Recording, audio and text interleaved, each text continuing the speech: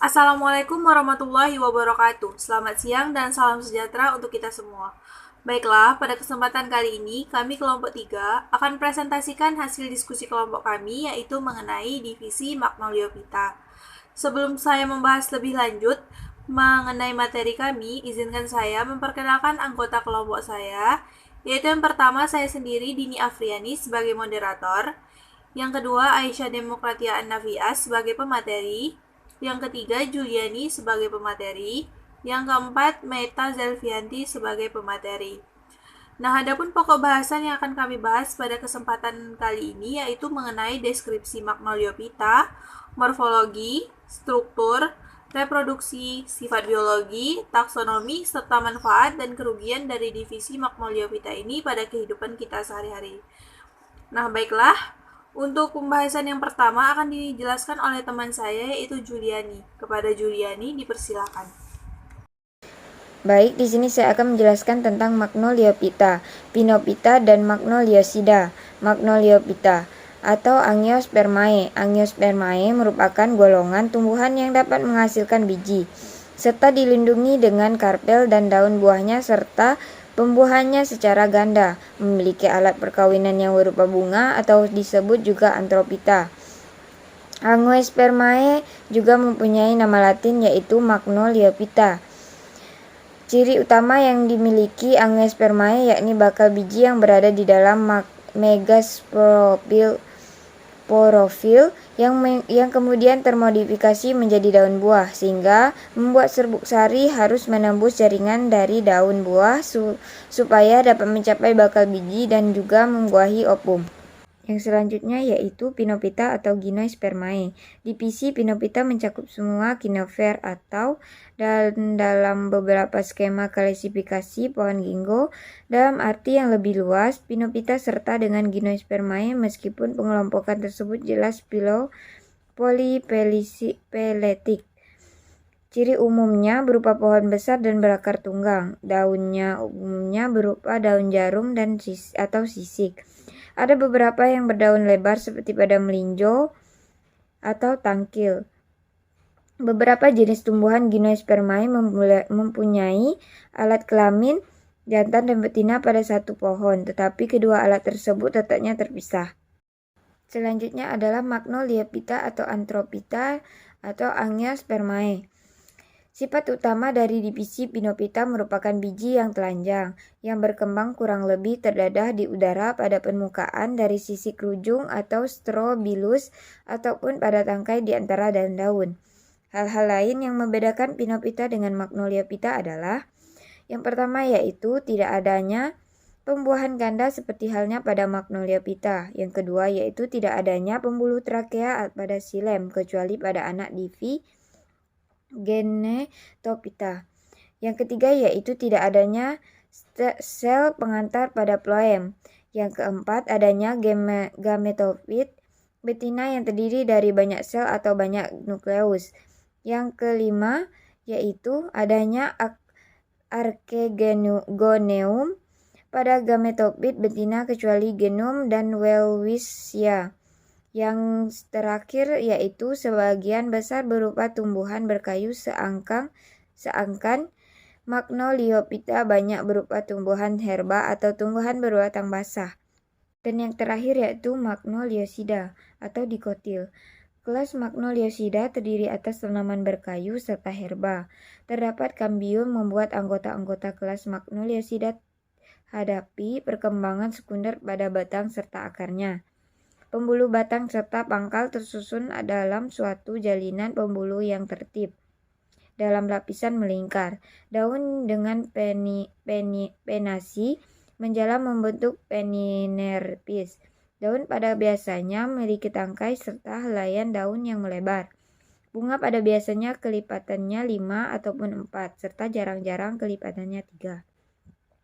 Embrio biji memiliki 2 kotiledon, tidak sering yang cuma 1, 3, ataupun 4 kotiledon. Deskripsi Magnolidae. Magnolidae merupakan bagian dari kelas Magnoliosida. Kelas Magnoliosida yaitu mencakup semua tumbuhan berbiji tertutup.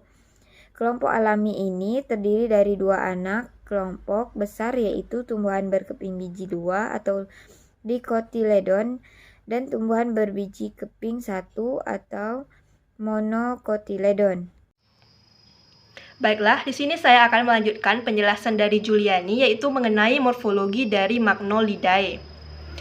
Pada kelas Magnolidae ini, morfologi tumbuhan ada yang berkayu dan juga herba. Perhiasan bunganya ada yang berupa perigenium, ada yang bisa dibedakan antara sepal dan juga petal. Ada juga yang bunganya tereduksi yang tidak memiliki perhiasan bunga, namun subkelas Magnolidae ini mempunyai beberapa karakteristik yang menunjukkan keprimitifan, yaitu umumnya polanya termasuk univeratur, genesiumnya apokarpus dan berstamen banyak dalam rangkaian sentripetal. Morfologi anak kelas Magnolidae ini berdasarkan ordo, yaitu ada ordo Magnoliales, Rhaulales, Piperales, dan Nymphales. Nah, pertama itu adalah ordo Magnoliales, familia Magnoliaceae.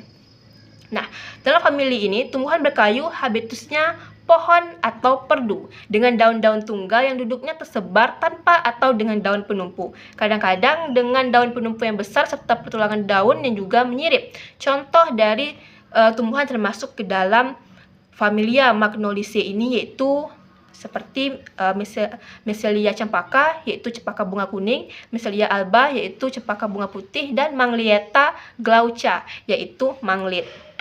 Nah, selanjutnya itu adalah familia Anonaceae. Anonaceae merupakan suku sirsak-sirsakan yang dimana tumbuhan ini memiliki ciri khas perbungaannya yang hemisiklik. Artinya, dari kelopak dan mahkota bentuk lingkaran, sedangkan benang sari dan putik bentuk spiral. Anonaceae adalah famili terbesar di ordo Magnoliales. Contoh tumbuhan ini adalah yaitu Steptocarpus burahol, Annona muricata atau yang disebut juga dengan sirsak, dan Annona squamosa atau buah nona. Nah, selanjutnya itu adalah ordo Laurales, familia Lauraceae. Familia Lauraceae mencakup tumbuhan yang berkayu-kayu yang dengan habitus berupa pohon atau perdu yang aromatik, dengan daun-daun tunggal yang duduknya tersebar, kadang-kadang berhadapan, dan tidak mempunyai daun penumpu. Contoh tumbuhan yang termasuk ke dalam familia Lauraceae ini antaranya itu adalah Persea americana yang biasanya disebut juga dengan buah alpukat, dan juga Chasita filiformis atau tumbuhan tali putri. Baik, selanjutnya itu adalah ordo Viverales, familia Piperaceae. Terna atau tumbuhan-tumbuhan berkayu seringkali memanjat dengan batang berbuku, daun tunggal yang duduknya tersebar atau berkarang dengan atau tanpa daun-daun penumpu, dan biasanya daun berbentuk jantung. Contoh yang termasuk ke dalam familia Piperaceae ini diantaranya itu adalah Piper nigrum atau lada, dan juga Piper beetle atau biasa juga disebut juga dengan sirih. Selanjutnya itu adalah ordo Nymphales dalam familia Nymphaceae. Ordo Nymphales ini terbagi menjadi beberapa famili, yang diantaranya itu adalah Hydatellaceae, Cambombaceae, dan Nymphaceae atau lili air. Nah, setiap famili ini memiliki cirinya masing-masing, seperti Hydatellaceae yang berukuran kecil dan sederhana, Cambombaceae yang dapat hidup di aliran air yang berarus, dan Nymphaceae yang termasuk golongan teratai. Contoh tumbuhan termasuk ke dalam familia Nymphaceae diantaranya itu adalah Nymphaea nauchali atau teratai bunga putih, dan Nymphale stellata, yaitu teratai bunga merah atau ros. Baik, materi selanjutnya itu adalah struktur dari Magnolidae. Nah, apa saja sih strukturnya? Nah, pertama itu adalah adanya trakea dalam xilem. Yang kedua, adanya elemen tapis dan sel penghantar dalam floem. Yang ketiga, kantong embrio dengan 8 inti, yaitu 1 telur, 2 sinergit, dan juga 3 antipoda dan 2 antipolar. Yang keempat, karpel tertutup. Karpel yang biasanya tidak menyatu dikelilingi oleh banyak kelopak atau tidak sama sekali. Yang kelima, benang sari yang banyak terkadang bentuk daun. Yang keenam, opula tertutup dalam rongga yang kurang lebih tertutup sempurna yang dibentuk oleh satu atau beberapa karpel yang terpisah atau disatukan. Yang ketujuh, opula dikelilingi oleh 2 integumen. Dan terakhir adalah benih yang matang biasanya mengandung embrio kecil dan biasanya endospermnya itu sangat banyak. Baiklah, materi selanjutnya akan dibahas oleh saya sendiri, yaitu mengenai sifat biologi dari Magnoliophyta. Nah, adapun sifat biologi dari Magnoliophyta ini yaitu yang pertama, adanya trakea di dalam xilem, adanya elemen dan sel penghantar di dalam floem. Yang ketiga, kantong embrio dengan 8 inti, yang keempat pembuahan ganda, yang kelima karpel tertutup, yang keenam terdapat beberapa kekecualian pada sifat tersebut, kemudian yang ketujuh pembuahan ganda di mana satu inti sperma membuahi inti telur, dan inti sperma yang lainnya membuahi dua inti polar. Kemudian yang kedelapan, serbuk sari hinggap dan berkecambah pada permukaan stigma. Selanjutnya kita bahas mengenai reproduksi dari divisi Magnoliophyta. Reproduksi dari divisi Magnoliophyta ini terbagi menjadi dua, yaitu yang pertama reproduksi vegetatif, yang kedua reproduksi generatif. Nah, yang pertama reproduksi vegetatif. Reproduksi vegetatif merupakan cara reproduksi tanpa melalui ovulasi gamet dari jantan dan betina. Nah, reproduksi vegetatif ini dibagi menjadi dua. Ada reproduksi vegetatif alami dan ada reproduksi vegetatif buatan. Reproduksi vegetatif alami dapat dilakukan dengan cara tunas, umbi akar, umbi batang, umbi lapis, rizoma, dan geragi. Yang kedua, vegetatif buatan. Nah, vegetatif buatan ini dapat dilakukan dengan cara stik, cangkok, okulas, dan merunduk. Reproduksi yang kedua yaitu reproduksi generatif. Reproduksi generatif ini adalah cara reproduksi tanpa melalui peleburan gamet jantan dan betina. Nah, bunga adalah alat reproduksi seksual atau generatif pada tumbuhan Magnoliophyta. Demikian materi dari saya, selanjutnya akan dilanjutkan oleh Aisyah Demokratia An-Nafi'ah. Baik, di sini saya akan menjelaskan mengenai taksonomi Magnolidae, di mana anak kelas Magnolidae ini terdiri dari 8 ordo dan 39 famili, di antaranya Magnoliales, Laurales, Piperales, Aizholochiales, Iliciales, Nymphaeales, Ranunculales, dan Papaverales. Dan dalam pembahasan ini difokuskan pada 4 ordo dan 4 famili yang mewakili satu famili dari setiap ordonya. Baik, kita masuki ordo yang pertama yaitu Magnoliales, yang terdiri dari 10 famili. Berikut ini merupakan 3 famili yang merupakan famili yang banyak dimanfaatkan di Indonesia. Di antaranya Magnoliaceae, Annonaceae, dan Myristicaceae. Famili yang pertama yaitu Magnoliaceae atau kita kenal dengan nama cempaka-cempakaan. Tumbuhan berkayu ini berupa perdu atau pohon yang menghasilkan proantosianin dan juga alkaloid. Famili ini lebih kurang 12 genus dengan 230 spesies yang tersebar di daerah tropis, subtropis, terutama belahan bumi utara. Nah, kepentingan ekonomi famili ini beberapa jenisnya merupakan tanaman hias dengan bunga yang harum, dan ada yang merupakan penghasil kayu. Sebagai contoh pada gambar yakni Magnolia virgiana dan juga Magnolia montana. Famili yang kedua yaitu Annonaceae, yakni famili terbesar dari Magnoliales yang lebih kurang 130 genus dengan 2.300 spesies tersebar di daerah tropis. Banyak ditanam sebagai pohon, buah-buahan, tanaman hias, atau penghasil kayu. Contoh pada gambar yaitu Annona squamata dan Cananga odorata. Nah, famili yang ketiga yaitu famili Myristicaceae atau pala-palaan, di mana famili ini memiliki lebih kurang 15 genus dengan 300 spesies yang tersebar di daerah tropis.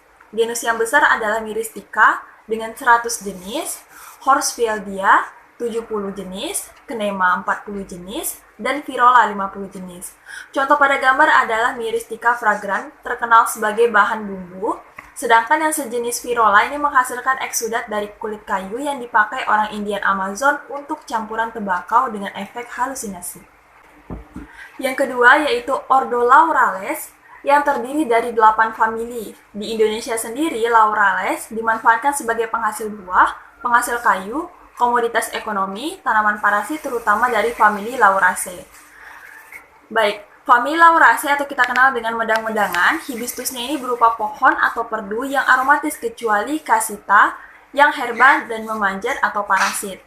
Marga terbesarnya adalah Cinnamomum sebanyak 250 jenis, Persea 200, Cryptocarya 200, Ledsea 250, dan Balis Mieda 150.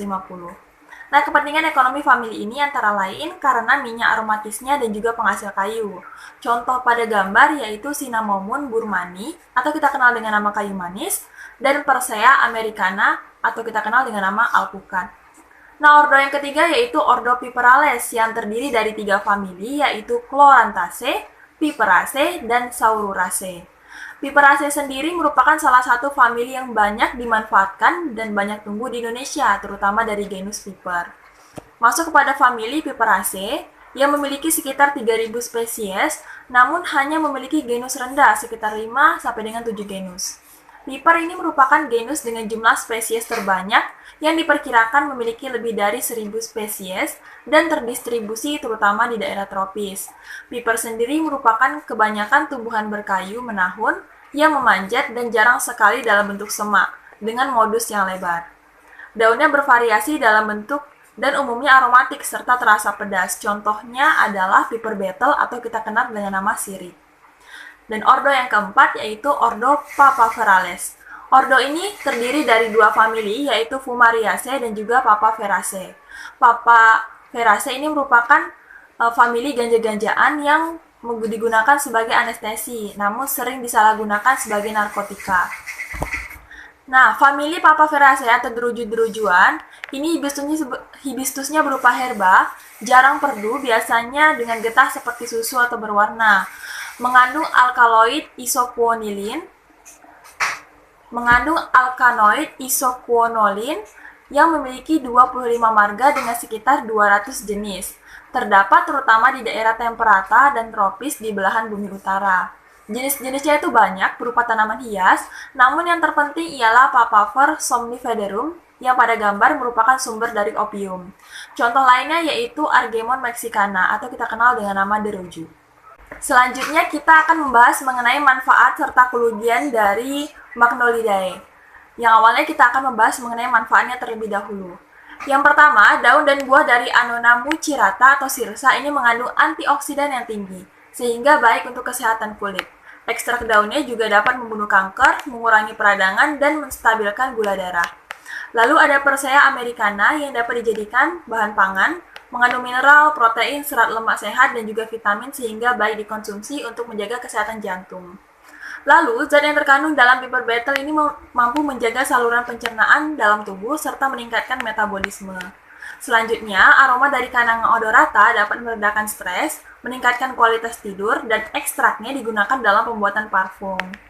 Selanjutnya, Misselia alba, Misselia vigo, dan Misselia campacea yang digunakan sebagai tanaman hias, serta batang dari jenis Myristica fatus, kayunya dimanfaatkan sebagai bahan bangunan. Selanjutnya kita membahas mengenai kerugian Magnolidae bagi manusia. Yang pertama, reaksi yang parah itu datang dari keracunan oleh rhodiazin dan demethylirodhiazin, bahan aktif dalam ekstrak buah dari Chlorocardium venenosum. Yang kedua, apabila terkonsumsi Agremon mexicana dapat menyebabkan diare, muntah, sakit kepala hingga glukoma. Poin ketiga, Menispermum canadense mengandung alkaloid, daurisin yang sifatnya beracun dan juga berbahaya apabila terkonsumsi. Penggunaan Datura stramonium yang hanya diremas dan ditempelkan pada dahi juga dapat membuat mabuk, serta apabila terkonsumsi dapat menyebabkan keracunan. Selanjutnya saya serahkan kepada moderator. Demikian pembahasan dari saya, selanjutnya saya serahkan kepada moderator. Demikian presentasi kami pada hari ini. Terima kasih kepada teman-teman yang sudah berpartisipasi. Apabila ada kesalahan, saya mohon maaf yang sebesar-besarnya. Saya sebagai moderator mohon undur diri. Saya akhiri dengan wassalamualaikum warahmatullahi wabarakatuh.